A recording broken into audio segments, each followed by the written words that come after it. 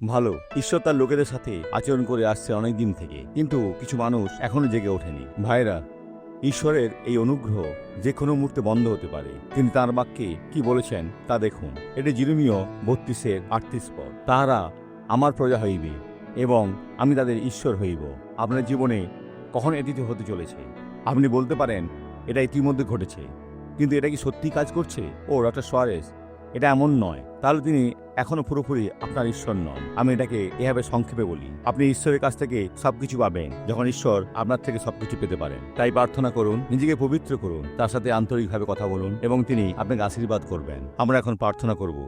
হে ঈশ্বর, যারা এখন প্রার্থনা করছে তাদের সকলকে আমি আশীর্বাদ করি। আর প্রভু, আমি এই ব্যক্তির জীবনে একটা পরিবর্তনের নির্দেশ দিচ্ছি। প্রভু যিশুর নামে আপনি এখন আশীর্বাদ গ্রহণ করুন।